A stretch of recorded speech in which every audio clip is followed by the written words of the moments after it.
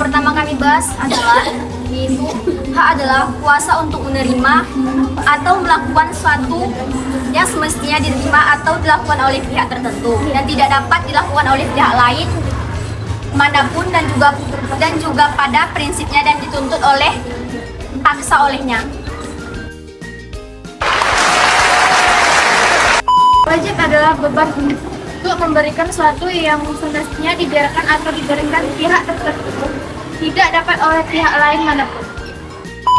Selanjutnya yaitu sumber sosiologis, suatu kenyataan yang memperhatikan bahwa setelah tumbangnya struktur kekuasaan autokrasi yang dimainkan rezim Orde Baru, ternyata bukan demokrasi yang kita peroleh, melainkan oligarki di mana kekuasaan terpusat pada sekelompok kecil elit. Sementara sebagian besar rakyat atau demos tetap jauh dari sumber-sumber kekuasaan atau wewenang, uang, hukum, informasi, pendidikan, dan sebagainya. Baiklah, materi selanjutnya yaitu sumber politik. Munculnya berbagai tuntutan reformasi di masyarakat yaitu 1. Mengamandemenkan Undang-Undang Dasar 1945. Yang kedua, menghapus doktrin dui fungsi Angkatan Bersenjata Republik Indonesia. Yang ketiga, menegakkan supremasi hukum, menghormati hak asasi manusia, serta memberantas korupsi, kolusi, dan nepotisme. Yang keempat, melakukan derelasi dan hubungan yang adil antara pusat dan daerah. Yang kelima, otonomi daerah. Yang keenam, mewujudkan bebas pers. Yang terakhir, mewujudkan kehidupan demokrasi.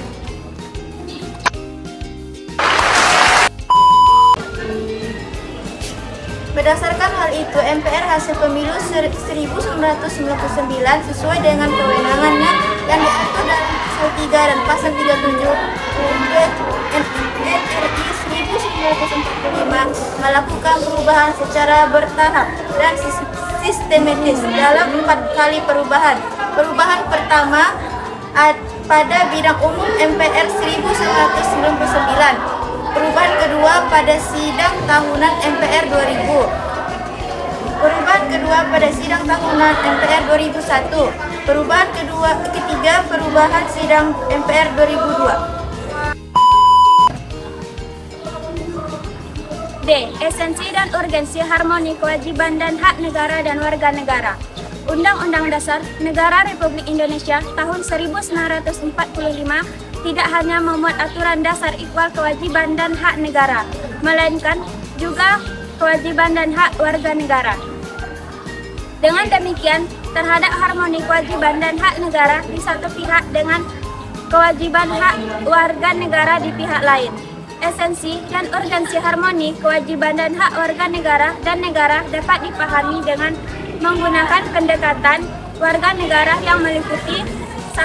Agama, 2. Pendidikan dan kebudayaan, 3. Perekonomian dan kesejahteraan rakyat, dan 4. Pertahanan dan keamanan. Yang pertama yang dibahas adalah agama. Rakyat bangsa kita menganut berbagai agama berdasarkan kitab suci yang diyakininya. Undang-Undang Dasar merupakan dokumen hukum yang mewujudkan cita-cita bersama setiap rakyat Indonesia. Dalam hal ini, cita-cita bersama untuk mewujudkan kehidupan beragama juga merupakan bagian yang diatur dalam Undang-Undang Dasar. Ketentuan mengenai agama diatur dalam Undang-Undang Dasar NRI 1945 Pasal 29. Baiklah, materi selanjutnya adalah pendidikan dan kebudayaan. Tujuan pendidikan nasional terdapat pada Pasal 31 Ayat 3 Undang-Undang Dasar Negara Republik Indonesia 1945, yaitu pemerintah mengusahakan dan menyelenggarakan suatu sistem pendidikan nasional yang meningkatkan keimanan dan ketakwaan serta akhlak mulia dalam rangka mencerdaskan kehidupan bangsa yang diatur dalam undang-undang. Jika kita melihat fungsi-fungsi negara dalam lingkup pembangunan negara, cakupnya meliputi hal-hal berikut. Yang pertama, ada fungsi minimal melengkapi sarana dan prasarana umum yang memadai seperti pertahanan dan keamanan, hukum, kesehatan, dan keadilan. Yang kedua yaitu fungsi media, menangani masalah-masalah eksternalitas seperti pendidikan, lingkungan, dan monopoli. Dan yang ketiga, fungsi aktivis yang menetapkan kebijakan industri dan redistribusi kekayaan. Oke, yang ketiga, perekonomian dan kesejahteraan rakyat.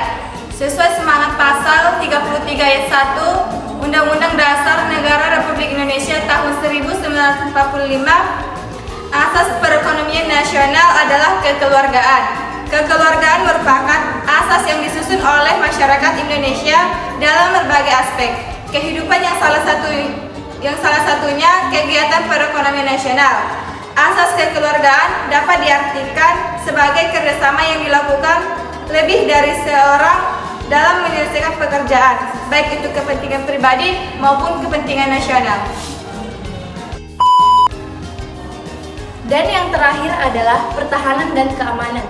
Berdasarkan aturan dasar Ihwal Pertahanan dan Keamanan Negara Pasal 30 ayat 2 Undang-Undang Dasar Negara Republik Indonesia tahun 1945, bahwa usaha pertahanan dan keamanan negara dilaksanakan melalui sistem pertahanan dan keamanan rakyat semesta oleh Tentara Nasional Indonesia dan Kepolisian Negara Republik Indonesia sebagai komponen utama dan rakyat sebagai kekuatan pendukung. Dengan demikian, tampak bahwa komponen utama dalam Sishan Kamrata adalah TNI dan Polri. Sebab itu, untuk menanggapi ancaman suatu negara membutuhkan pengolahan keamanan melalui regulasi kebijakan di bidang pertahanan dan keamanan nasional. Baiklah, kesimpulan dari materi kami adalah hak dan kewajiban warga negara merupakan wujud dari hubungan warga negara dengan negara. Hak dan kewajiban bersifat timbal balik, bahwa warga negara memiliki hak dan kewajiban terhadap negara. Sebaliknya pula, negara memiliki hak dan kewajiban terhadap warga negara. Baik, sekian hasil video dari kami. Assalamualaikum warahmatullahi wabarakatuh.